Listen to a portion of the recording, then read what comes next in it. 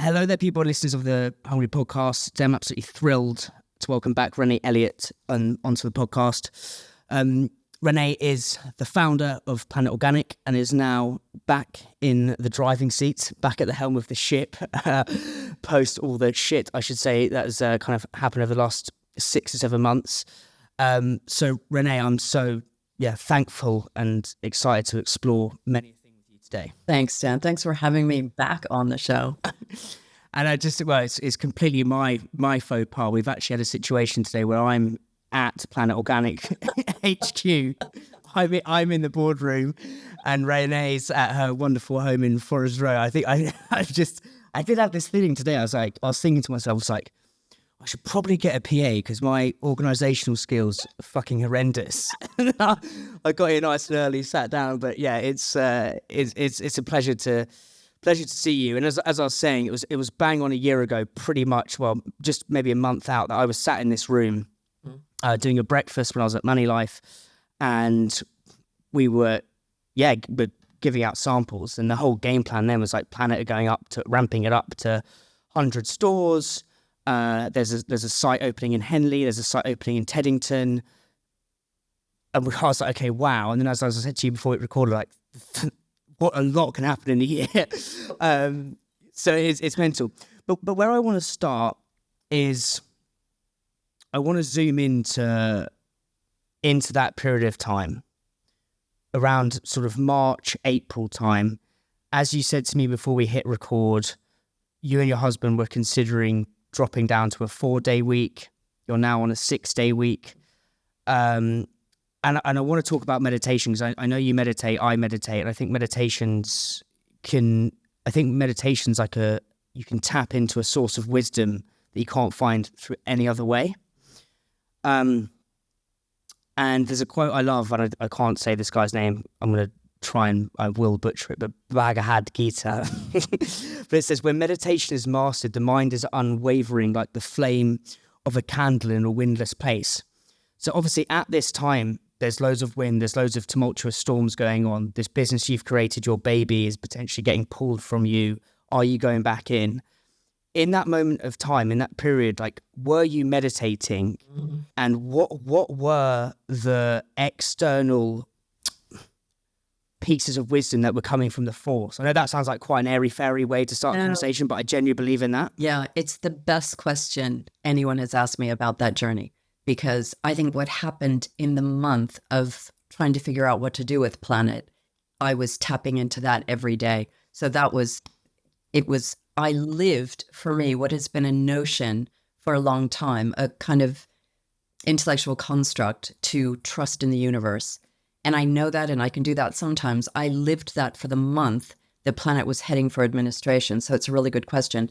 And we had gone down to 4 days a week from January. So here we were sitting, feeling, our life is changing and maybe slowing down, opening up for other things. And we got the call saying that Planet was going into administration in 2 weeks, unless a buyer was found. So we kicked into a kind of crazy, yes, we've just lost a lot of money. Yes, the industry lost a lot of money, which was heartbreaking, but we can't watch Planet go under.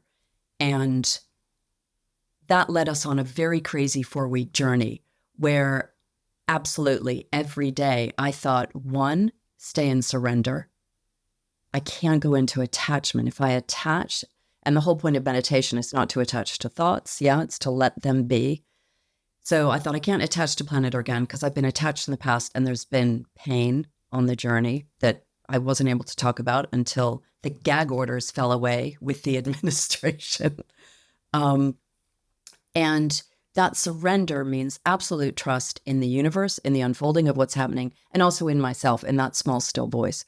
So there were days on that journey when we had money to buy Planet, and then it was pulled, and I did not get stressed through that whole month. And I would literally think, I surrender. I don't know what's supposed to happen. I don't actually know what is the best result, the best outcome for this. And it's funny because Planet is 28 years old. So Planet's in its Saturn return. And I thought maybe it is supposed to just be a brand. Maybe it is supposed to change shape. But over that month, and it was day by day of crazy, absolutely, I just kept saying, I'll just work hard. It's not about sitting and doing nothing. You know that. It's about aligning mind, heart, and body in right action and a lot of hard work. It was exhausting. But within that, I was surrendering to what was going on, looking for wisdom of where to go. And there were times when Brian and I, my husband, we'd say, you know, like when the money was pulled, we're like, shit, okay, what do we do? And sometimes we didn't know what to do. We were faced with two paths, and I couldn't figure it out. And we'd say, let's go meditate and see what answer you get. And we'd go off, we'd come back, and I'd say, well, I think we should blah, blah. And Brian would always say the same. I do too. So we'd take that course. But I really was in absolute surrender. I love that. And I think there's just so much pragmatism and wisdom for people who are going through a difficult situation.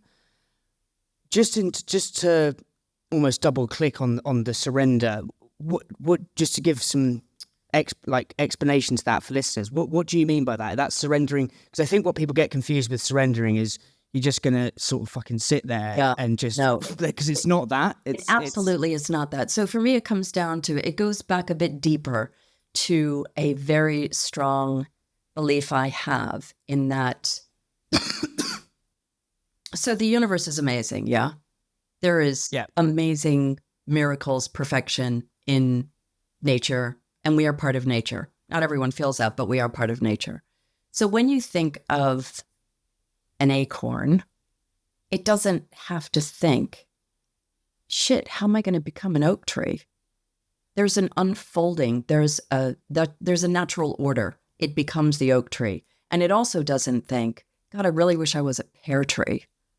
No, those are very human things. Yeah. A, how the hell am I going to do this? And B, I'd rather be someone else. Okay, wrong.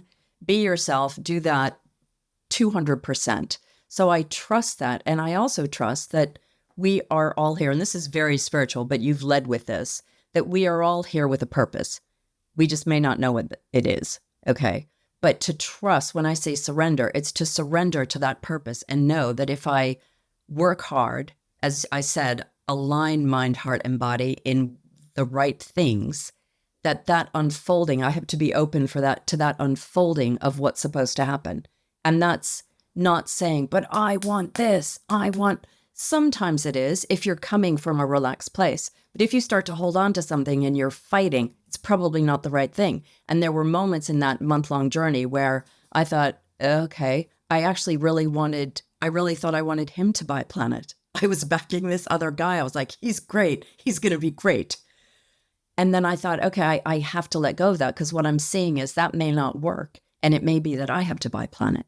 So it's that surrendering to, okay, maybe I don't know what the answer is. I don't understand the universe, or whatever you call it, path for me. I have to kind of get out of my own way and see what makes sense as we walk forward. So it's that, does that make sense? It is a subtle feeling, but it is very much about not trying to control things, because you can't control things. The truth is, you don't, and I've said this before, you don't get up in the morning and make the sun rise. You don't make the tide come in. You can't make your heart beat. You don't do anything. Everything happens as it should. Everything unfolds. But you have to stay active and busy and productive in that time. Again, it's not about sitting around, but it's about knowing that you are not in control. You know, when everyone loves the joke, how do you make God laugh? Tell him your plans. Yeah. Not about it's also, but I think we discussed it last time. There's almost this doing versus being leadership. And it's a quote by Rumi or Rummy. Rumi's that game. Rummy's that game I think you play when you're pissed. But the quieter you become, the more you are able to hear. And I think there's something in being able to, as we said, almost being that still candle when the winds are crazy around you. And I think there's so much in that for listeners. So you were like, so you said this other guy who could have bought the business. I'm trying to understand, because from what I've read and what I've listened to is it was kind of last-ditch attempt, or not last-ditch attempt, but you had to pull together in that 4-week period, like a load of people. It was like almost like a consortium of people? Like, how did it actually Well, it didn't work? start out like that. So it started out very differently to where it ended up. So when it started, I thought, okay, get the old team together, raise money, find a buyer, or find a buyer and help raise money if you need to. That was my plan. And it didn't even occur to me to buy it myself. I had been kicked out of Planet twice, 2 gag orders, never told that story. I've been telling that story now. So I'd gone through that pain. I'd moved, I'd healed and moved on. I'd started a second business. So I was like, yeah, no, I don't do that anymore. I'm a coach and a mentor now. So it didn't even occur to me. I thought, just find someone to buy it. But then every day the goalposts changed. We'd hear something different from the administrator. We had people interested. I heard some people were interested in buying the brand. Then people weren't interested in the brand. I don't even know what was true through that. We didn't really know what was absolutely true. So, but I was putting together different options. So, for example, we had someone we were backing and hoping would buy it. And then he kind of moved away a bit. And then I had called one other person who I thought might be a good buyer, and he was interested. But in the questioning of the business and what was going on, he said, Renée, would you buy it? And I was like, no, I'm a coach now. I don't do retail anymore. And I just lost money and I don't have the money to buy it. And he said, well, if you did have the money, would you buy it? And when he asked that question, I stopped. And I think I closed my eyes and I thought, I just tried to imagine being back in Planet after all this time. And I thought, well, yeah, because I created Planet to have meaningful work to do for the rest of my life. And although it was taken away from me, I always believed I would have Planet.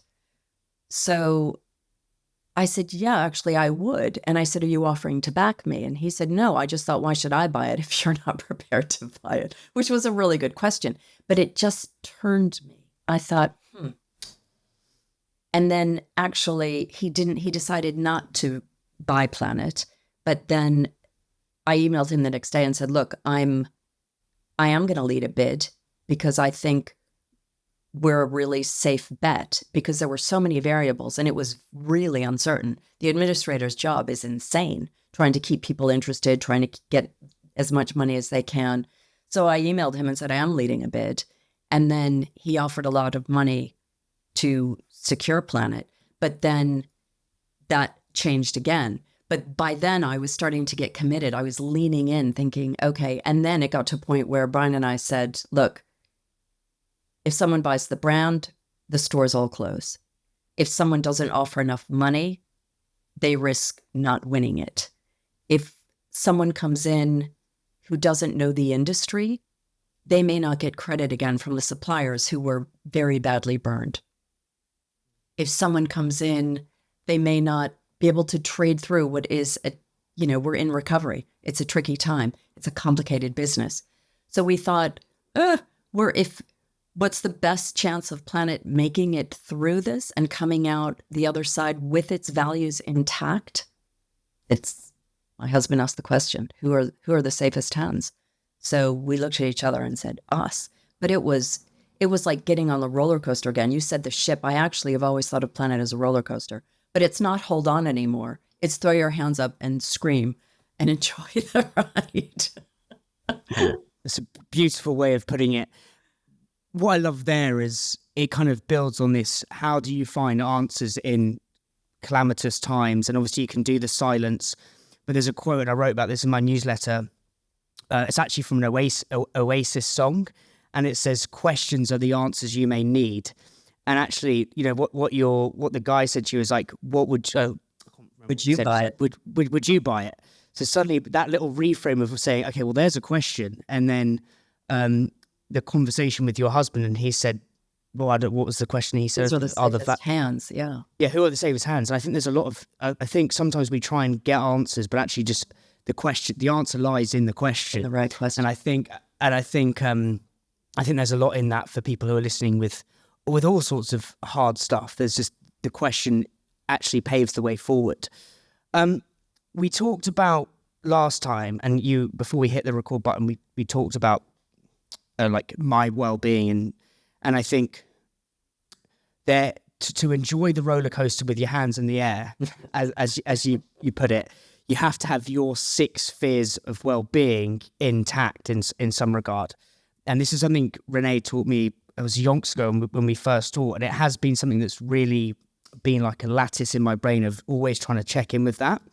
So the 6 spheres of well-being are physical, I hope I've got these right, occupational, psychological, economic, social, and spiritual. Yes. That is 6, yeah? Yeah, bang. I've got it written in front of me, so it's not... it's my blue pizza moment. Here's what I made earlier. And I think you probably had yours quite intact if you were going down to 4 days a week.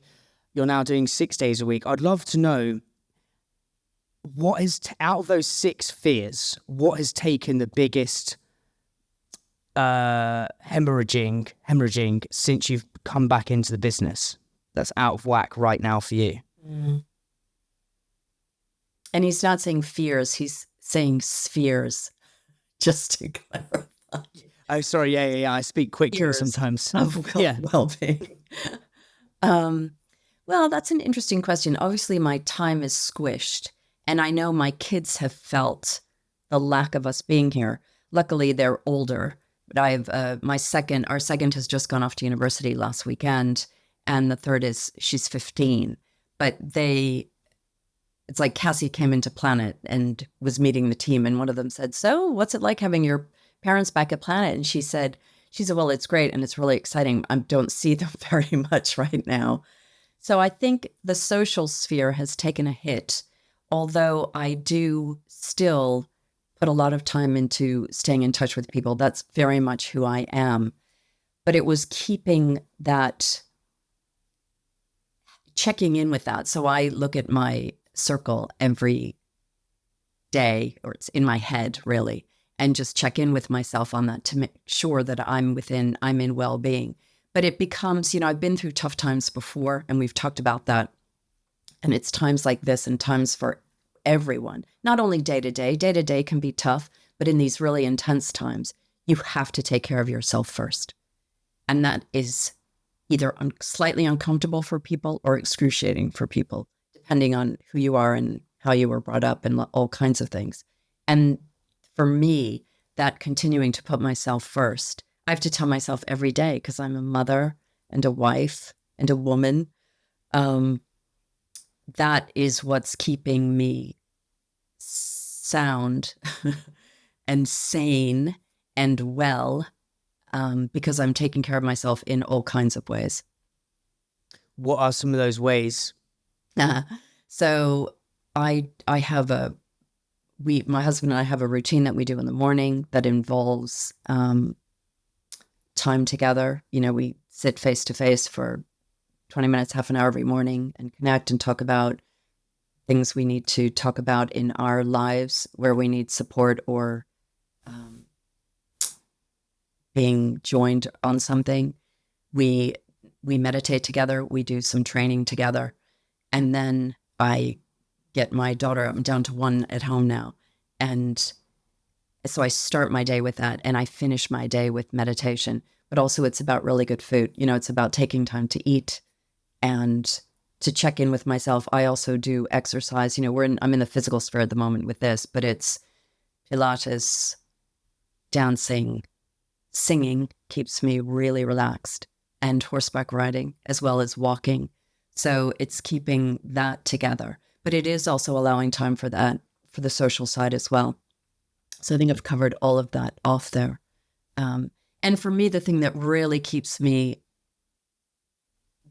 in the present and not in fear. I'm recording with Renée. Yeah, sorry. Yeah. Should put it on the door. Some random geezer in a stripy ditty in the boardroom. Yeah, sorry. What were you were saying? Because I don't have a lot of fear generally.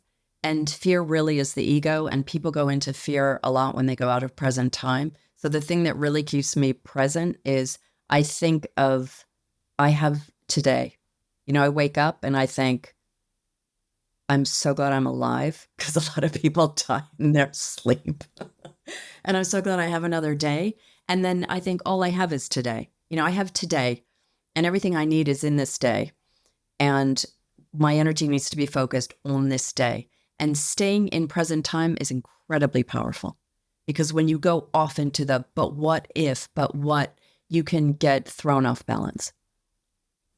I also think, so I have this, I'm just coming up with this name now, but this what if washing machine that fucking percolates around my brain, which is like basically goes through every situation that could go wrong. And it's like, Jesus Christ. So there's that. And then also the word, trying to remove the word should from your brain. Like, you should be doing this, you should be doing that, you should be doing that. Like, those two words are just nefarious. Awful. And for you, I mean, if you're in what might happen, you're not in trust and you're not in surrender. And that goes back to where we started.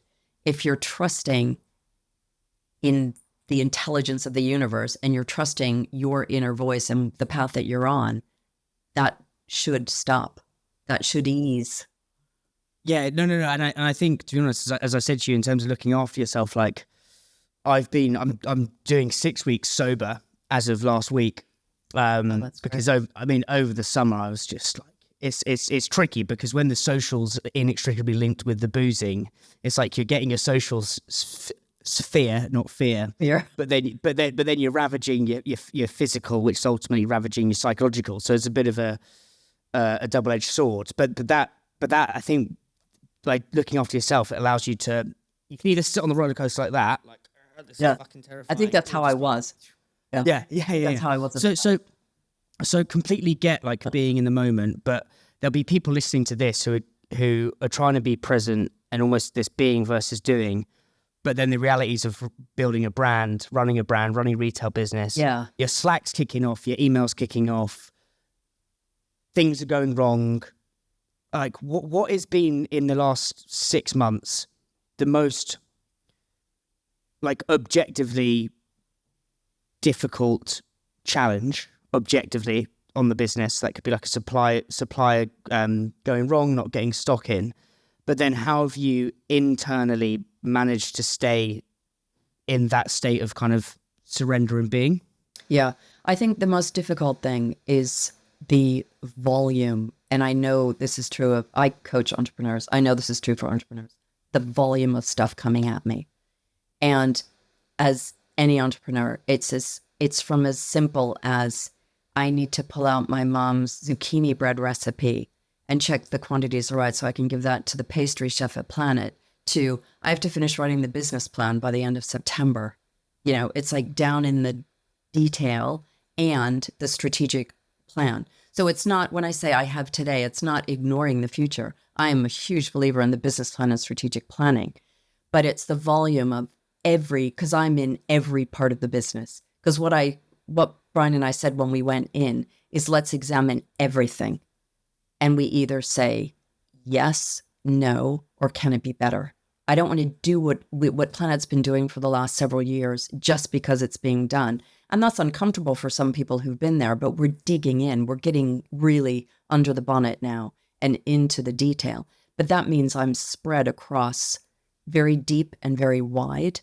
And I have my clients, I have my private clients, and I'm a mother with 3 kids. So sometimes it's like, oh gosh, there's so much to handle. And how do I prioritize? But the difference now from when I was younger is, I don't get stressed by that. I stay calm.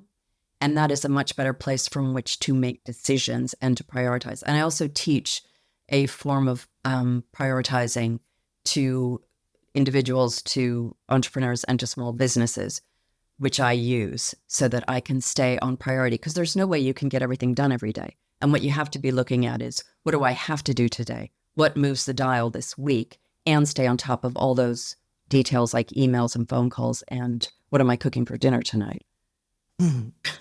What is your system then, this productivity system? Because I'm feeling that as well at the minute. It's the volume, and it's really positive stuff. Like, you've got a couple more sponsors coming on board, which is amazing. But that's just more. It's just more work, and it's more more people to deal with. Try to grow this. There's just more shit like coming my way, which is it's how to bat it off. Do you know what I mean? Well, the thing is, what creates stress for people is trying to track stuff in their head and not having a reminder system. So we forget things. There's so much going on. You can't remember it all. And that in itself creates stress. And as you know, when you're in stress, you're in the amygdala. So you're in fight, flight, freeze. And then the breathing changes. So the first thing is to breathe down into your lower abdomen and come into the frontal cortex so that you're in a place where you can actually think more clearly and make decisions. And this takes a couple of minutes. I have clients, I teach this with clients, just sometimes in the day, you have to stop, close your eyes and breathe for a few minutes just to, as some clients say, stop the rising panic about everything that has to be done, okay? And then the system is David Allen's getting things done. It's not my system. I teach his system to people. And it's about getting everything out of your head into what is a very simple system of projects and next actions. And so that you know every week and day what you're doing. And David says what you have to do to let go of the stress of something, of everything you're trying to hold in your head, is get it written down and have a reminder service. You have to have both things. Writing it down isn't enough because you can have lists all over the place and you're losing track of the lists and you aren't reminding yourself, and that creates stress. So this system is great and it's very simple. Have you heard of Tiago Forte, Second Brain? It's basically it's basically David Allen 2.0, and it's called Second Brain, and it's a system I use. I use Notion to do it. This is I'm literally on Notion now on my phone. This is where I've got all the questions, and it allows you to build your second brain. It's a very good branding way of they basically rebranded David Allen stuff, but it's this. Oh. He has this system called Code, which is capture, organize. I've forgotten the D and the E, but that has been massively helpful because the waves still come in, but you're just instead of it just being in your head, you can just process. Move it about quickly. Yeah. So for listeners, definitely check out David Allen and definitely check out Tiago Forte Second Brain. Just watch him on YouTube. It's pretty mad. So you talked about. Well, I want to talk about the plan going forward because I'm excited by that, and I think it's amazing that it's just such a sick store. They're such gorgeous stores. They really are. Even sat downstairs, I had a trip, necking a trip. And I was just like, this is amazing. Just recording a podcast with Renee. Yeah. Sorry. They must just think I've climbed up that fucking pool. It's to rob the place of mushroom coffee or something. But anyway, so I want to get onto the plan for sure. But in terms of this 6 spheres of well-being, we've talked about it for yourself personally, but what would you say the 6 or maybe more spheres are of a healthy retail business? I know that's quite an open-ended question. I would prep. And then when you've walked back into the chaos, where would you say it's we need to sort this sphere out first? Well, yeah. Well, there were things we had to deal with really quickly. So we came in and the kitchen was shut. The website was closed. We closed the central warehouse. So we had to get supply back, direct supply back with brands and suppliers. So the shelves were empty, so there was walk in and it was urgent and it was all hands on deck. And the team, I have to say, have been amazing. I mean, one of the things we haven't talked about is when I was coming back, if I may just mention this, when I came back, I thought I was walking towards Westbourne Grove the first morning and I was so excited. And then I thought, oh shit, I have this notion that I'm their beloved founder and they're really excited. And then I thought, I've been in the company for 7 years and not very much for the last 14. So I thought, what if I'm wrong? And I was walking to the front door and I thought, my heart rate is up so high and my blood pressure, I'm either going to have a heart attack or I'm going to vomit because I feel so sick. And I walked in And there was a girl standing there talking to Brian, who I hired 27 and a half years ago on Tills, who now she's been running the purchase ledger, and now she's moved into payroll. But there was a face I've just known forever. And then there were so many people in the team on the show floor who I know, and they were all hugging me, and people were in tears and saying, I'm so glad you're back. Thank you for saving Planet. It was so emotional. I went around all the stores to meet everyone, and the feedback was incredible. So it was as I had dreamed it might be. Thank God. And the team who'd been through a really, really tough time, which was not my doing, but, I apologized and said, look, I'm so sorry you went through this.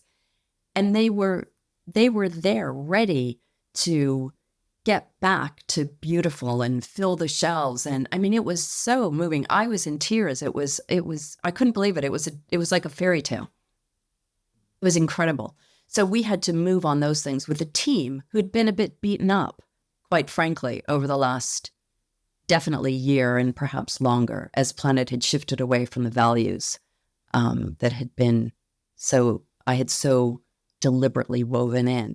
But although the shareholders had moved away from those values, the team hadn't, and they were ready for action. So we handled those urgent things really quickly.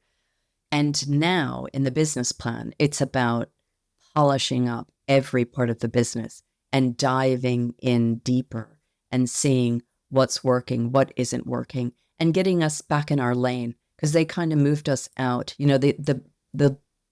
What they were saying when you went in a year ago was, we're moving more towards Planet and away from organic. And I don't still quite know what that means, but we're moving back towards organic.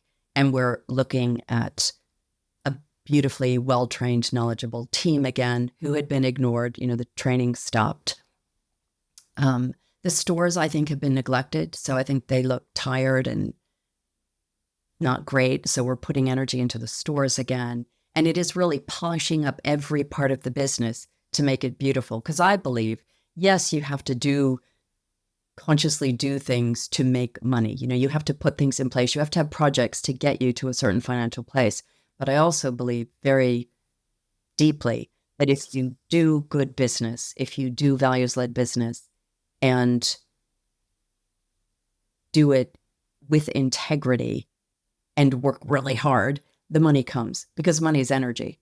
So there's a flow of, you work hard, you give, and then the money comes. And sales have climbed up since we took Planet, so that we're almost where we were last year, but they were very bad when we first took over. So the business plan addresses every element of the business. It goes very deeply into all the changes and improvements we want to make. But the focus for the next year really is, so we've been in kind of recovery. It's stabilizing, polishing. And then after that, all bets are off. I have all kinds of ideas. So we're saying we're not expanding for now, and we're not doing things now that are a distraction. But in a year, I think it'll take a year to really get the business beautifully polished up. We have all kinds of ideas. We'll swim into those waters shortly, Renée. I want to go back to what you said about this fairy tale, walking back into the stores, going into the sites, because I think there's when the team have been beaten up, and not beaten up, they just feel tired and lethargic, and like from a leadership perspective, it seems that you've come in and been really tender towards that team, like shown a tenderness towards them. And I think there'll be people listening to this who may not have the same crisis management scenario as yourself, but may need some help on how to navigate hard times. Like right now, there's a handful, I can count it on more than two hands. I was going to say two fingers. That's a finger. More than two hands, all these businesses that have just been ravaged and gone bust because of this crisis. So what was the first meeting you held, and what did you say to the team? How did you deliver that message? So as soon as we took over, and this was even the day before we went in, because the first day was when Planet actually went into administration and we bought it out. We didn't go in. There was so much to handle on that day. So I got on a call with as many people who could get on the Zoom call as possible and talked about us coming in and the vision and reassuring. And it's funny because you said being tender, and I have said, I'm loving the team. They need loving, they need caring for, and nurturing again. So we did that. And then I wanted to come in on the day that I came in on that Wednesday. I wanted to come in and try and pull the team together. But the problem is you've got 10 stores with 200 people across those, and then say 35 in head office, and you can't get everyone together.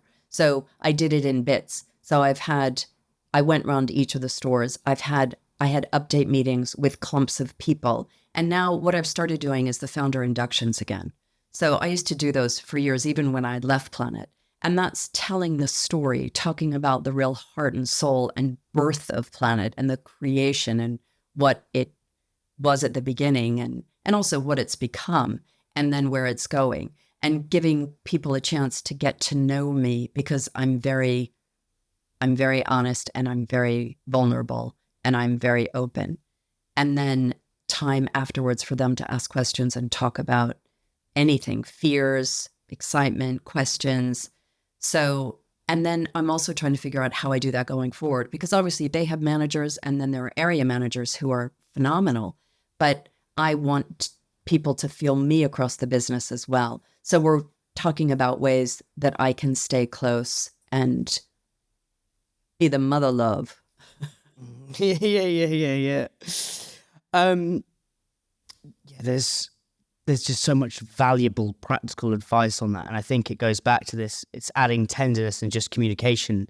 And I think being honest as well. I always think the truth will out. And people say to me sometimes, God, you're so honest, and I can't believe you told the story. And obviously this is my version of the story as well. That may be that one of the shareholders is telling a different story, and I know that. But I usually say that at the outset, this is my story. But I always tell the truth, except when I had 2 gag orders, because it's the best, it's vulnerable, it's real, and you're never going to get comeback from that.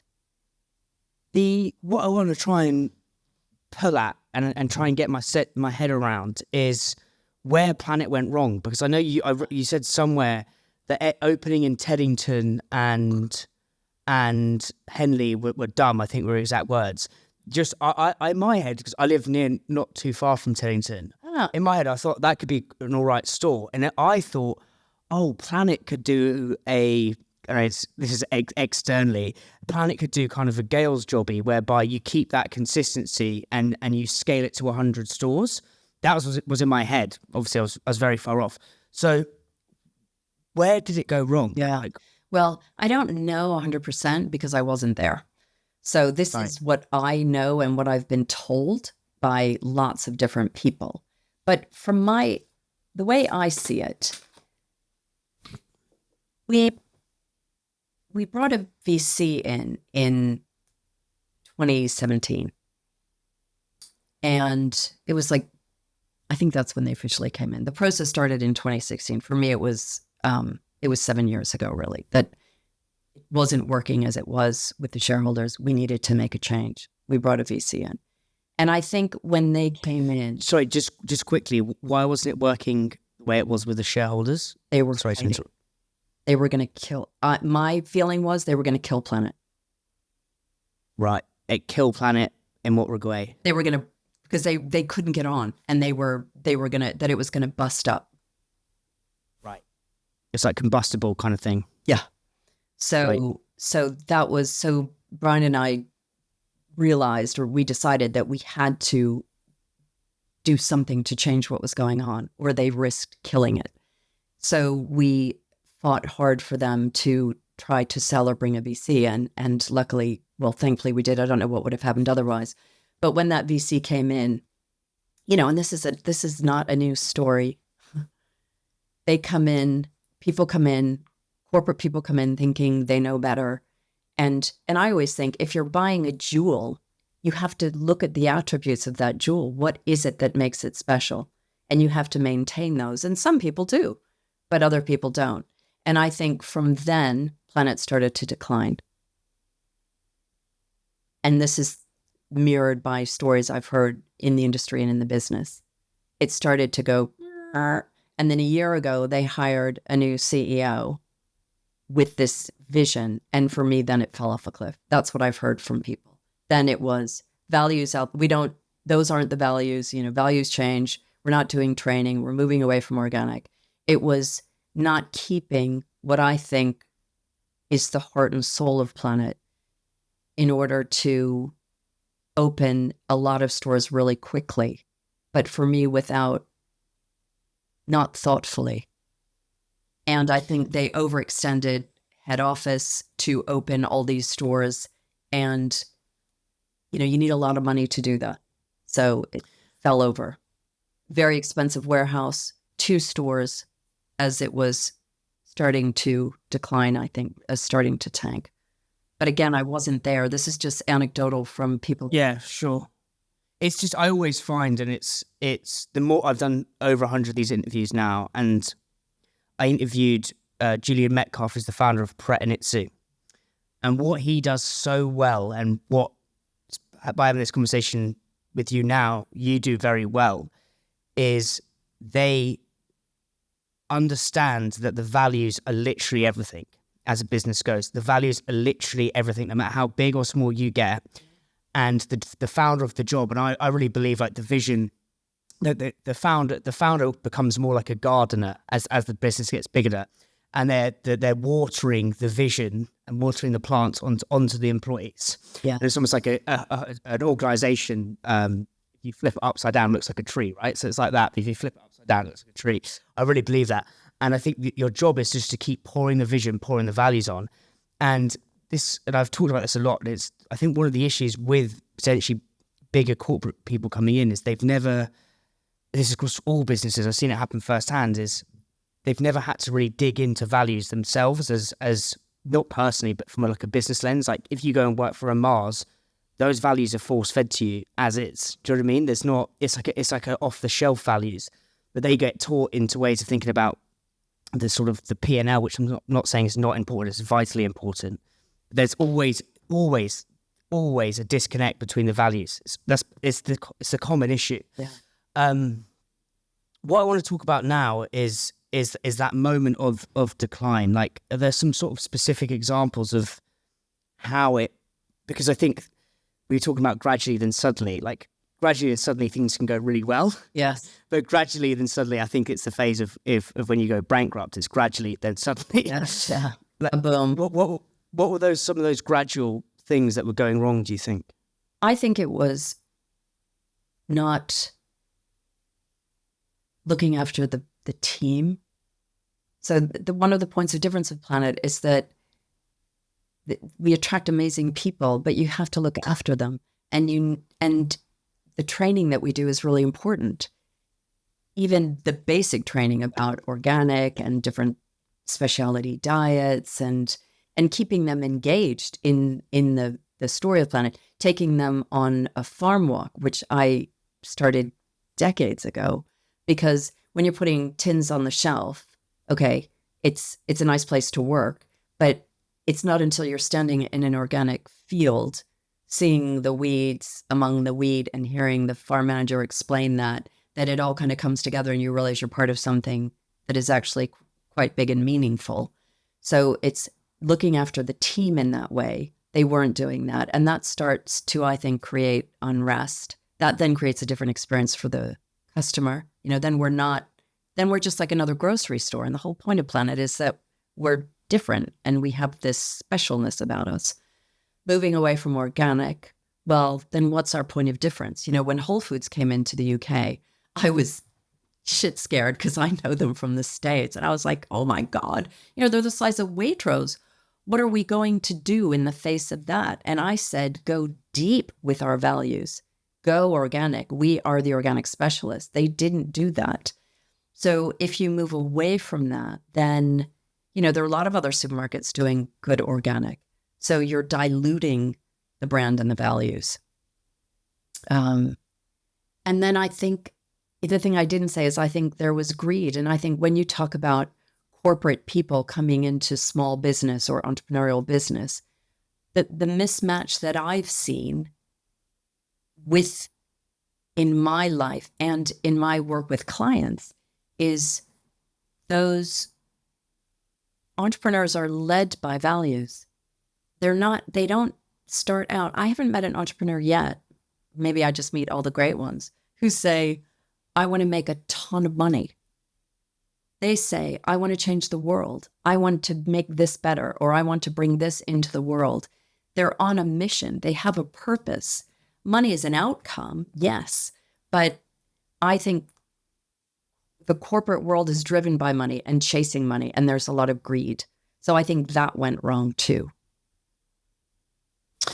It's almost, I think, playing this out loud, and this is a massive generalization, so take it with a pinch of salt, everyone. But like, I think if I was to look at people who go and work at startups when they leave university, they're very much values. I'm not in this for the money, because startups have fuck all money to pay for people, right? So it's a values-led piece. But then people who go out of uni and go and work for one of the bigger corporates and or like work in the city, pretty much all my mates, their values internally, or they think their values internally, is money. Like all my mates, they haven't stopped to think. It's like, I'm not saying that could be your value. If that's what you really value, then go for it. There's no right or wrong on this. But then it's when you try and put those two things together, it's like chalk and cheese, and it's just going to create this pernicious friction that eventually leads to like a collapse, I suppose. And when you said that, I know you've shot Balham. I'm going to Balham after this actually today. My mate lives in Balham, so I used to pop into that store all the time. So on paper, Balham looks like an absolute banger. Like, sorry for sounding like a DJ there, but it looks. I'll put my radio voice on for you, Renee. But so that looks really good. I would think Teddington near Richmond's great, and Henley again, super affluent area. Why would you say those stores are dumb out of interest? Well, I didn't say Balham's dumb. We struggled with the landlord to re-agree the lease, because when you go into administration, you get a license from the administrator on all the leases. So you have to renegotiate. So that one he wouldn't negotiate with us. So that was taken away from us. But it isn't just about money. Henley I don't think it's the right sort of demographic for us. It's more about, organic is attitudinal, and yes, it's ABC ones, but it's also, it's the person who's committed to health and well-being. And I wouldn't have picked Henley. And Teddington, I lived for I don't know, over 10 years in East Twickenham. So I know that area really well. And I wouldn't have chosen that. I don't think the numbers of people are there. I don't think the concentration of people are there. So those I wouldn't have thought those were home runs. And they didn't open well. Trading-wise. I know that. I don't know a lot of the detail. There's a lot I don't know and didn't bother looking at because they closed. But they didn't. You have some stores that open and they're off and running, and others where you think, oh gosh, is this worse? It's mad. Again, I suppose it just shows my ignorance there. But it's this. On paper, you'd think you'd put your house on it, that those stores would work, and it's actually like zoom in, go a level deeper, peel away at that onion slightly more. It's like, is this actually right? And I think there's something in that, and with decision making. I didn't go to the stores. I've heard from other people that they had less soul. I wouldn't say soulless, but I think they had less soul the way they were designed. But I'm talking without being there, so it's I'm on tricky ground. But maybe they didn't have, because the company was changing, maybe they didn't have that real sense of planet, heart, and soul. The team were great. There were great people in those stores. I'm not saying that, but the physical store and the design, I don't know if it was on brand I don't know. And how are you, I love your kind of, not shareholder letters, but customer letters. It reminds me a lot of Warren Buffett shareholder letters that you're putting on Instagram. What I'm seeing on Instagram, I think it just goes back to the fucking basics, communication. But it's just like the fact it just says Renée X at the end of them, it's just like there's a human being in this brand. I think it's amazing. But one of the things you said was re-enliven the brand. How are you going to compete with Whole Foods and with Waitrose? Like, because now they've both got a really good organic offering. How do you create that point of difference? So it's the same as when there's any competition. You go deep. You go deep with your values and your brand. And I'm certainly revisiting the brand, which I think has, the branding's awful. It's gone, I have no idea in what direction. It's a mess. But it's looking at that, but diving back into the values and seeing if we redefine that. And it's funny because I have been looking at the original mission statement, and I think, well, we're pretty much still on track. But it's about experience. So we're a community store, and it's really creating that feeling of community. And you do that by a team who are engaged and have knowledge and are welcoming and themselves feel loved. So it's that kind of through line to the customer. Through an incredible product offering with, the buyers at Planet are phenomenal at getting in new products, seeing new talent, keeping a really lively and exciting catalog. It's about cleaning up the stores, rebranding in time so that they are beautiful and sparkly again. And this engagement in different ways with, I'm not mad keen on social. I'm not going to be doing a lot of things that other people do. But we do the little Instagram thing. And then it's about marketing in different ways into the communities and really talking about who we are and what we do and why, which is different to what other people do. That's the whole point of marketing. It's shouting from the rooftops what you do well and what you do differently, what your unique selling point is because of the values you have, which are very personal to you as a business, and usually from the founder. And also being not afraid to be even more laser focused with who you're trying to please. I think what may have happened with Planet, as they were saying, with moving away from organic, moving towards Planet, i.e. the environment, is they're actually trying to be all things or more things to more people. As soon as you do that, you lose your soul. And I really believe that. And I think with this, I'm applying this to this podcast and the brands I do some work for us. It's like, I really believe the way and it's just what I've learned through doing this podcast, but the way to kind of create a brand, or the most basic way of doing it from everyone I've spoken to, is literally pick a word that you want to own. So for you guys, it's organic. For me, it's hungry. Yeah. Then pick a friend, like literally imagine what that friend looks like. Candy Kittens have a picture of this Katie Clapham on their wall. It's like, we are speaking to this one person. And then it's like, how do you speak to that friend consistently? It's like those three things. And as soon as you've got your one friend, like it's so easy. It's like the other example, and the example I always use is Minor Figures, the oat milk, and Rude Health. Like they've quite clearly set who their friend is, how they're going to speak to that person, but they've got complete differentiation. Whereas what so many people do is they get scared about being laser focused.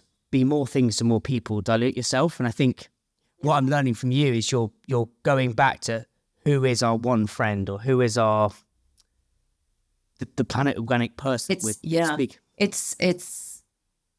It's single pointed focus. It's really focusing in.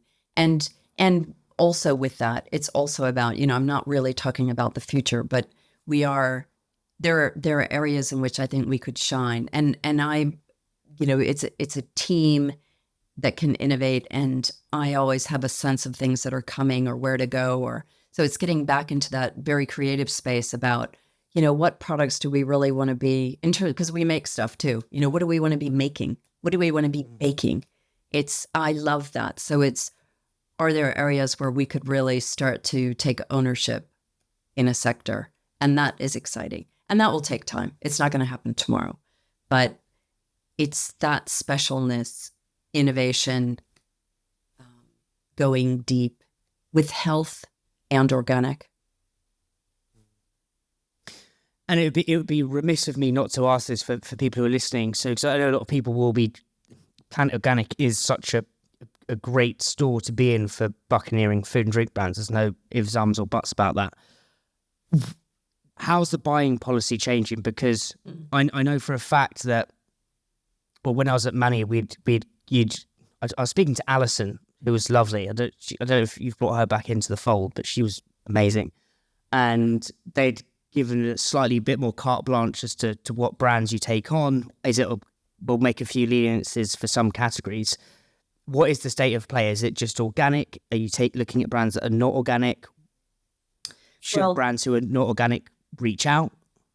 We're wrapping that discussion up by the end of December. I'm in communication, talks with the buyers about that, because as you said, they've been doing one thing and it's moved away a bit from the organic focus. So I think where we are today, and not everything has been nailed down, is organic and healthy. That's the original mission, and that has to prevail. So we're not 100% organic, and I don't think we ever will be, but it has to be healthy. So it has to be, we love the specialty diets, vegan and healthy, gluten-free and healthy, but there is no point, our mission, the first line of our mission is to promote health in the community and support the Earth's biodiversity. It has to support your health, or I'm not interested.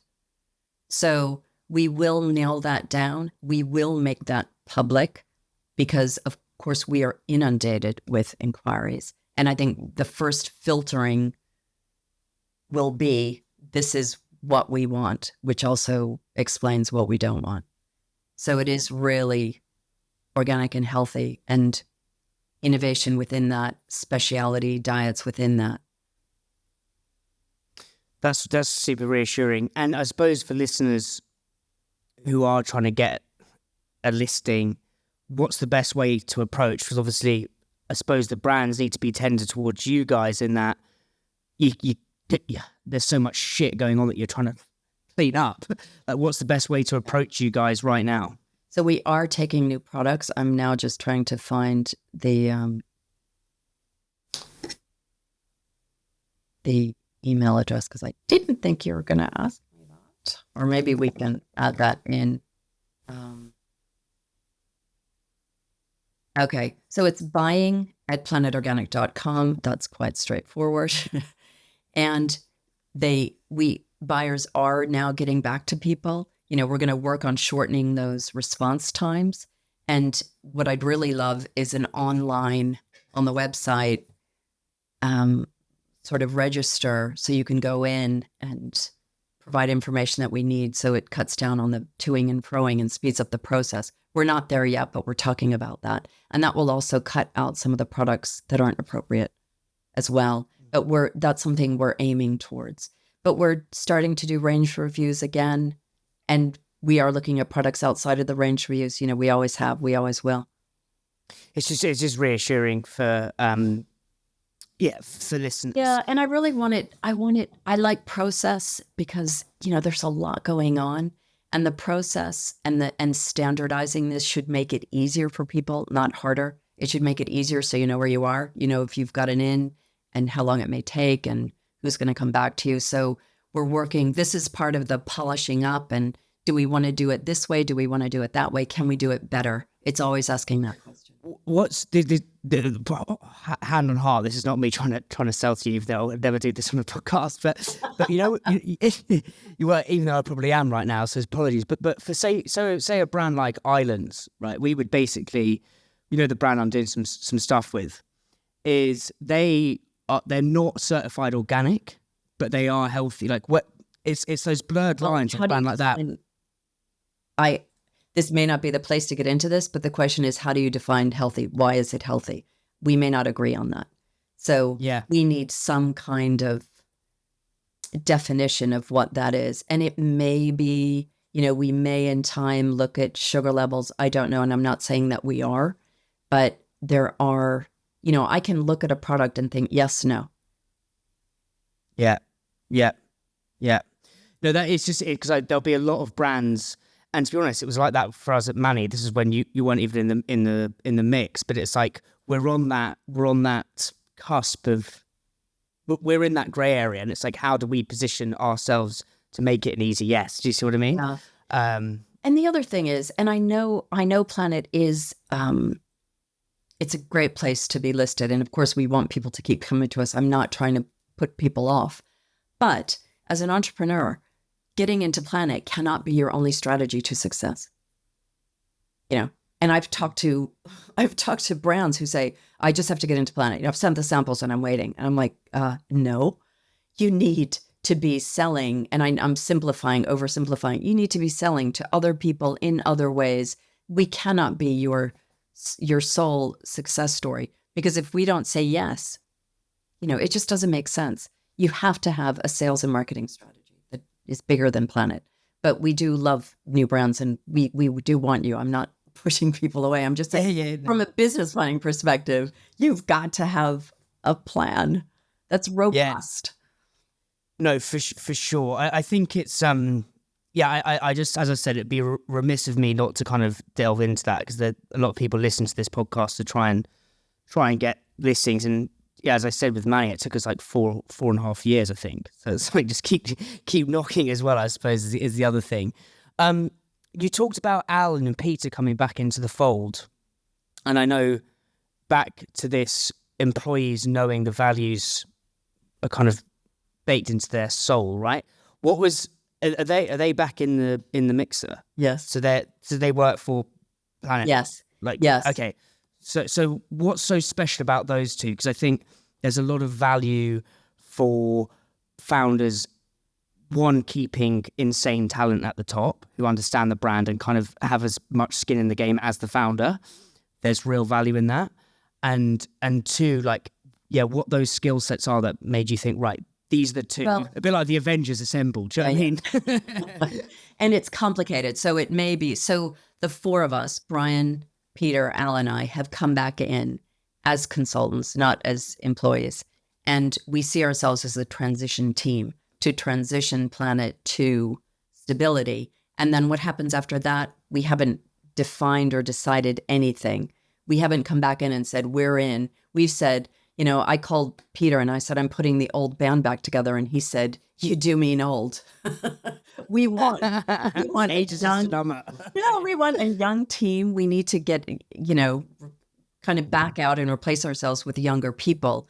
But what I knew had happened is Brian and I'd run the business full time until 2009 when we were pushed out. And then Al had been there already. I hired Al like 19 years ago. And Al was stable in there. And then Peter came in when we left, and he was there for 14 years. So we hadn't been there really in the business for 14 years. And then the current CEO I knew would go. So I thought, yikes, you know, we need Peter and Al. We need their knowledge. They may still have been, you know, I think they both still would have been there if things hadn't happened in that last year at Planet. So the first thing I did was get on a Zoom call with each of them and say, would you come back? I know you're doing other things. And they both said separately, I'd do anything for Planet. So I said, look, and then it wasn't me. It was, I'm trying to find a buyer. I'm talking to this guy and this woman and see what happens. And they said yes. So, you know, we really, the team of the four of us was so critical to, we all have different skills and expertise, and coming together to kind of rescue Planet that was the first step in my plan. And when you say they're consultants, so why are they not on the PAYE? Like, why is that? So, we just decided that at the beginning. I mean, they have other jobs, as do Brian and I. We both have our other jobs. So they have their new businesses. So we said, okay, let's do a few days a week each and get Planet through this tough time, which could be a year and a half, and then see. But, you know, we meet every week. We see each other all the time. It's not like we're going to regroup in a year. We're seeing how Planet unfolds. And it's still, you know, we're there's still a lot to do. This is kind of taking a tangential path now. But yesterday I was doing a podcast with a guy and he was talking about how he had like PAY employees and actually now he's moved to freelancers and a lot saying or like consultants and freelancers. And I think there's a real value for people listening in terms of you can build an amazing business. Not say, I know you got, it's completely different. This is completely different to Planet. This is just brands building.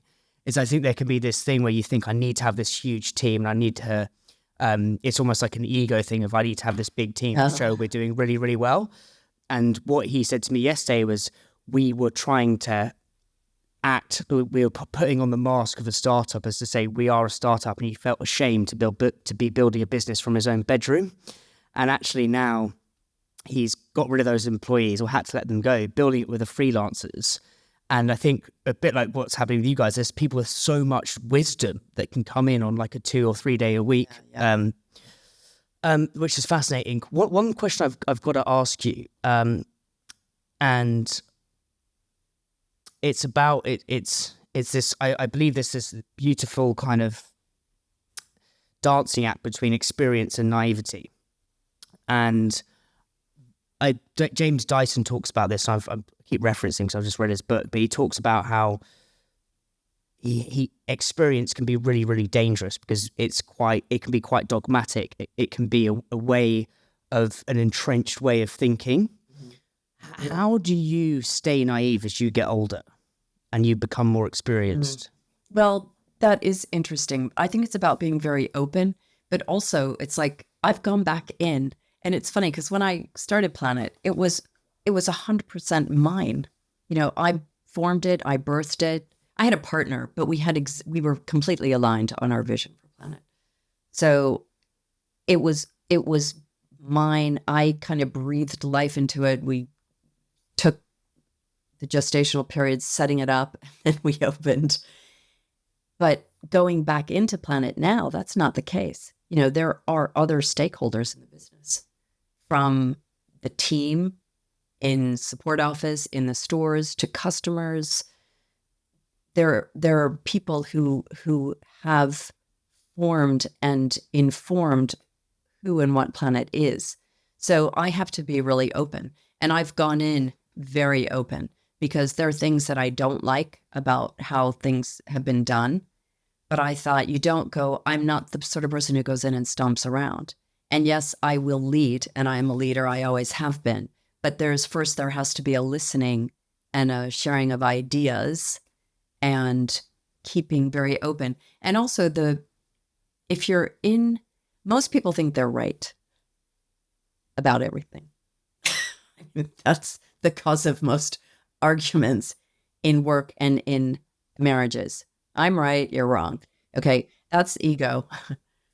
And it's being in that space of, well, I might be right, but I need to listen to what other people are saying and really listen. And I think I'm so glad I've been coaching for these last, since I came back from Italy, since like 2014, because I've learned to listen really, really well. And to know that I don't have the answers for everything. And there are really, the success of Planet has always been me surrounded by lots of really great people. It's never been just me. You know, there are things I'm not very good at, but I have a skill of hiring really great people. So, and that means you're not just looking at yourself and your ideas. You're asking the team what they think and what they know. Yeah, so it's open. When you're closed, as you get older, when you become closed, that's when the dogmatism and the old. That's one way of getting old. And I see that very distinctly. Yeah. I see old people who've gotten expanded and open and laughing. And I've seen old people who've gotten narrow and unhappy and full of regret. You know, you go either way. It's like the narrows on the roller coasters like that. And then the opens like that. I think it allows you to really see things like wide. That's a choice. Yeah, it's a choice. I always try and push myself to ask some like not dark questions, but I just think I love getting into the founder's mindset. I think the founder's the most fascinating form of human being. And I don't know, it's not like, it's just, don't worry. I maybe should have said that up slightly differently. So I'm going down some dark shadows. But I think a lot of founders I interview have like a sort of an internal friction. Robert Greene's got a great way of saying it. It's like the darker the shadow, the bigger the creative force. With myself, like I was always just told you're not good enough at school. Always used to be a bit fat as a kid. Like always had this feeling of like and the way it's manifested now is you don't doubt me. It's good, bad, and ugly. It's like it's great as a piece of dynamite up my arse. With maybe that's not the way of saying it, but like it's no one great. It's a great picture that. Yeah. It's a great force forward. But then it has some consequences. I agree with that. Yeah. And I would love to know, like, what was in your shadow that brought you back into the fold when as you said, you're about to, like, everything's going smooth. You're about to go down to 4 days a week. What's that internal friction? Yeah, I wouldn't call it. I don't actually agree with what you're saying. I think you're talking about dichotomy in the world. And that comes from comparison and positioning, and that's all ego. I've been on this development spiritual journey for a long time, and I absolutely fundamentally believe that you are enough. And I don't think that negative thought creates anything positive. I think that is not where I come from. I come from, I am enough. I know, and I'm here to live my purpose, and I trust that. And I trust that not because from ego, but from humility, and that I am part of the universe. So going back to that, because I touched on this earlier. So when you look at, let's go back to the acorn. Okay, is the acorn perfect? Does it have everything inside of it to become the oak tree? Yes. Okay, but the real miracle for me is a freaking caterpillar that makes a cocoon, turns into, do you know they turn into mush? They turn into like caterpillar goo. There's a moment when if you cut them open, it's goo, and there are maybe 3 or 4 fundamental elements that remain, and from that, it builds itself into a winged creature. Okay, that's miracle. The caterpillar isn't worried about where it's going. Humans worry. So I say everything you need for your journey on this earth is inside of you. You are enough. It's all there. You just need to trust that. And you need to let that come forth. So when I was faced with the, do I go back? I worked hard in that month, and I watched the signs and what was happening and the opportunities. And I thought, this is my path to come back. And it wasn't from any negative tension inside of me. It was an unfolding of the truth at that time. And I saw it as, the universe. I created Planet. I went off, I was kicked out. I went off, had the gift of raising my kids, going deeper into personal development, coaching, mentoring. And then it's like the universe said, here, have it back. Have it back. It's mental that you've used the caterpillar and the butterfly, because I asked that exact same question to Julian Metcalf, founder of Itsu and Pret. And the Itsu logo is a butterfly. I know. And I said to him, it's quite ironic, and he's talked very openly about the pain he's been in. His mother committed suicide when he was 7, I think. And he basically had to go on this. He basically says a lot of my internal pain and friction I've turned into art. We talked about business as art, about Itsu, eat beautiful, like beauty is his beauty. And I said it's a bit like the caterpillar. The caterpillar goes into this cocoon, and it's this internal pain or this like chip on your shoulder, and then it blossoms out into a butterfly. So I just find it very serendipitous that you've used that as but there's 2 ways of looking at it. Yours is that's just the natural path for the caterpillar to go into the butterfly. Mine is, and I'm it's going to take more work. It's like I've got this internal friction, but I can turn it into something good. And I think your way of doing it is that's like a doing way of seeing the world, and yours is more of a being way. I think. And if I spent time with you, I would unpick that in there. I mean, that's what I do. And then you're just coming from a creative, positive space. Whatever. You make it work, which is great. But it doesn't. And also I think for me it's a big thing is I see it. I've gone back to say a therapist, and the big thing that I've done that's helped with that is just take off all these external goals.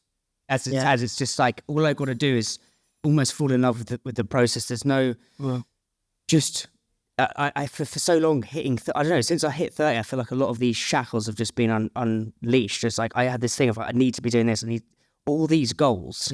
I actually think goals are quite toxic for type A people because goals are great for someone who's can't get off the sofa and run a 5K. That's quite good. But for someone who's already ambitious, goals can actually just make you fucking ill, I think.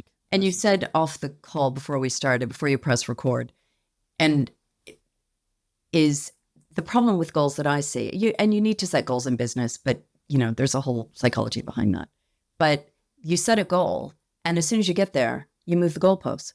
So it's a no-win game. You're always chasing. So it isn't about, so I would say if what you're doing isn't fun, it's probably not worth doing it, because all you have is today. And that's what you said about, it's all about the journey. It is, it's all journey.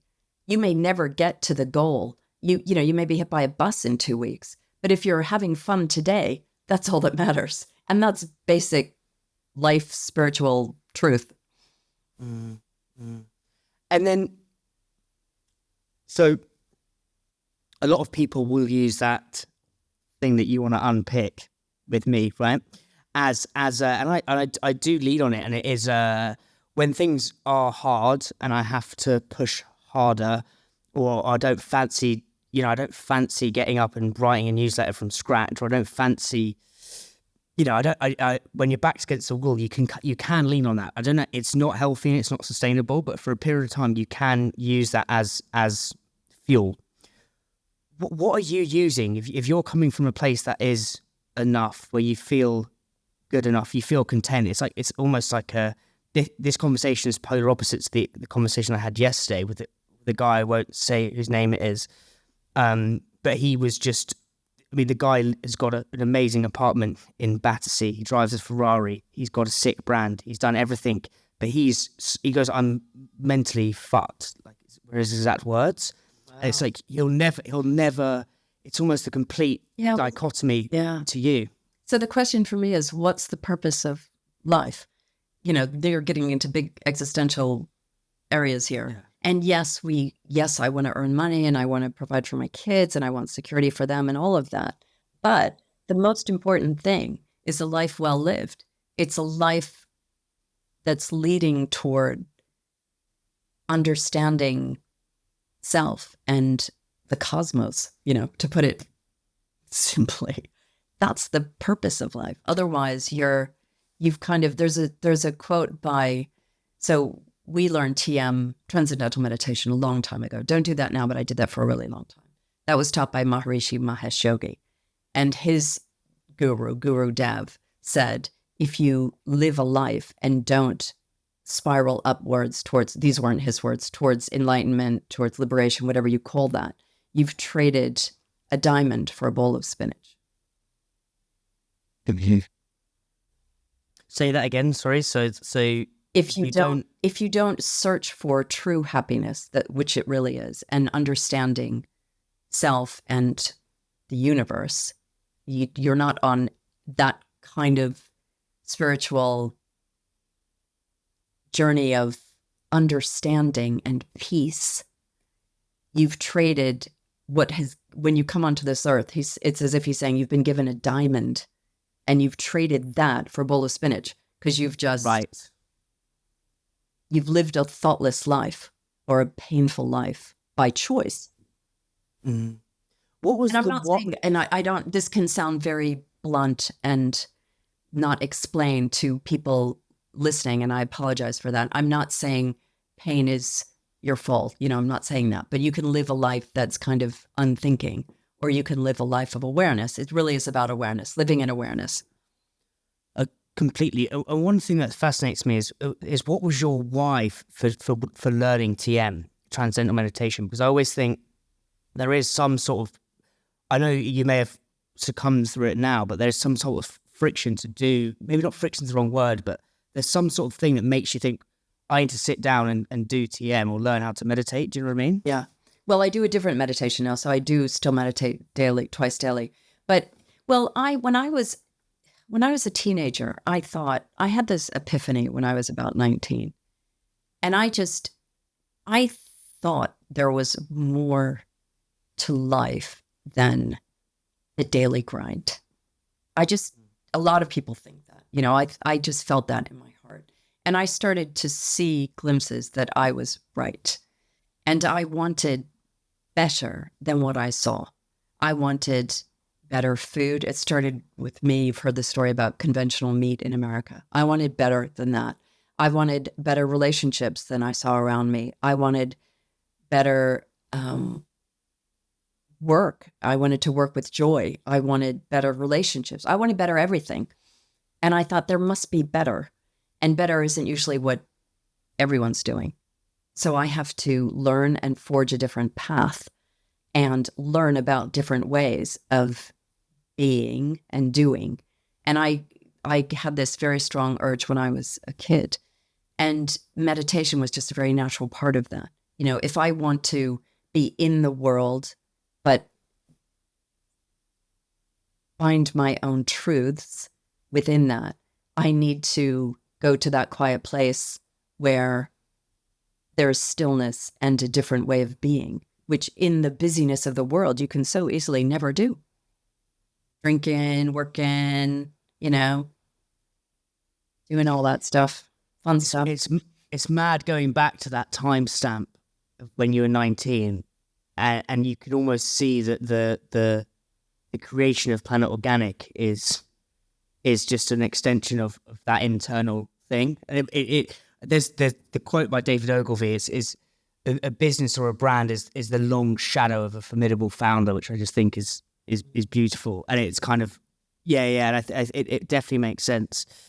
A few more things I want to just quickly explore, because I feel like this is I always feel like when I speak to you, Renée, it's like personal therapy. I feel like I should be sending you money in the post. Coach. Yeah. Please do. So this is a question I've been asking a lot of guests. But what's one belief that you held staunchly onto that has radically changed in the last 5 years?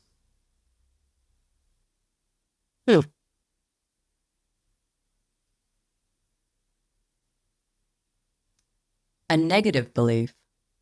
A belief. Well, nothing leaps to mind, but I'm in the business of challenging beliefs all the time.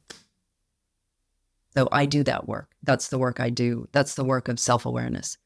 So I think what I've come to realize in this last month, since the month that I rescued Planet, which was April. Yeah. I absolutely believe that anything is possible. What happened in April to make you believe that even more specifically? It was being in a place of, as we've talked about, in that place of surrender and not knowing. You know, I don't know what's going to happen. I can't make this happen. I can work hard, but I don't know. And I'm in surrender and I'm going to trust. And watching that unfold and seeing all the things that lined up, not only in that month, but in the previous month, that meant I was in a position to make an offer, have it accepted, and then go back into Planet. When I thought I'd been pushed out twice, I thought if you told me 10 years ago I would have the chance to buy Planet back, I would have said, shut the front door. I would have laughed my head off. I would have said, you fucking kidding me, because there's no way that can happen. And intellectually, I believe, yeah, anything's possible, because the only thing that holds us back is our thoughts. Anything is possible. But we hold ourselves back. We limit ourselves with our thoughts. But I saw that living in all of its glory on a grand scale through April. With every employee in Planet kind of thing. And with everything that happened that lined up for our offer to be accepted, for the things that enabled me to make that offer that happened in the previous month, 3 catastrophic events that happened for me in March. I was like, what? I look at that and I think, wow, anything is possible. And I say that and I affirm that. I really, truly believe that. And do you think that anything is possible? Is that coming from like some external thing that's coming into you? Like, do you believe it like that? Or where does that... Because I agree. I believe anything is possible, but I think a lot of us, and this was what Julia Metcalf was saying again, is the saddest thing is human beings don't believe they're capable, don't realize what they're actually capable of. Yeah. So because that is the saddest thing in humanity. So you don't know what you're capable of. And that's what I'm saying. This most people think, and it's taught by religion, I'm sorry, but it is, and schools, and even well-meaning people who love us, we're told we're not enough. Okay, and that thought is pervasive. And the people who do really well either combat that or move on from that thought. But it's so human to have that. I'm not enough, but you are enough. Of course you're enough. So when we talk about the acorn and the butterfly and the bird that can weave an incredible nest, when we go back to nature, you're part of nature. Do you really think that whatever created the universe in all its miracle and perfection made you not enough? Really? It just doesn't make sense. Why would everything, the world operates, the universe operates in incredible magic. Why would you within that be flawed? It's a thought. It's not real. It's your thought. It's a lot of people's thought. And overcoming that and seeing that for what it is, which is a negative thought, puts you in a place, and it's choosing away from that. It's choice all the time. You choose to believe that. And I say you generally. When you choose to not believe that and to choose, actually, I can do that. Anything's possible. You can do anything. It's the negative thought that you're holding on to that holds you back. How do food and drink founders, for example, I know for a fact, you talked about religion and school, I think, and I use LinkedIn every day, but LinkedIn is the prime example of that in our gorgeous little industry, in that people will see other brands in their category getting a Waitrose listing.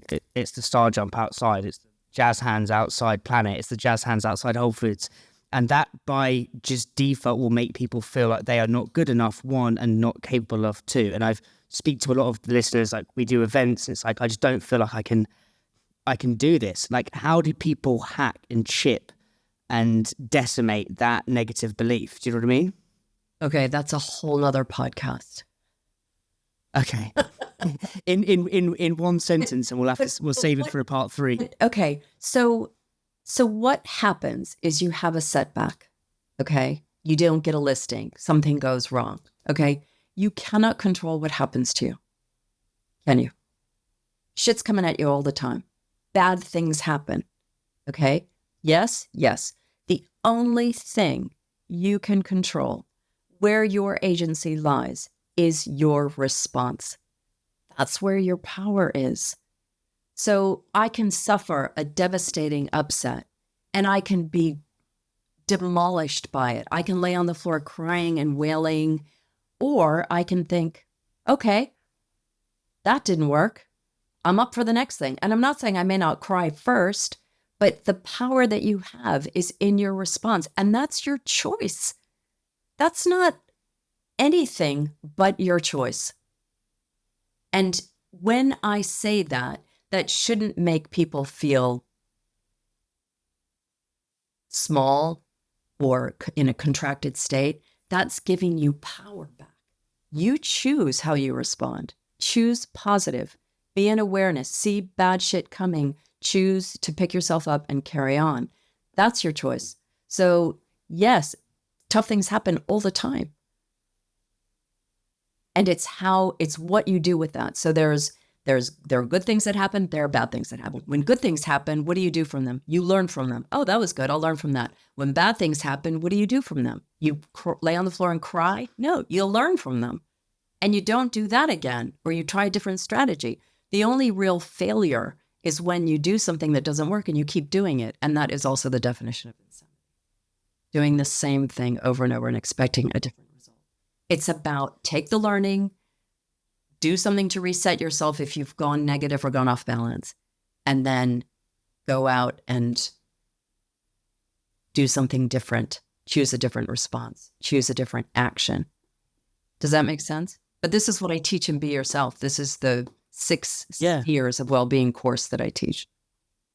For sure. Final question, and I just want to be a bit prudent, and I've got to ask this because I think we'll probably have to do this in like when we've gone through this period.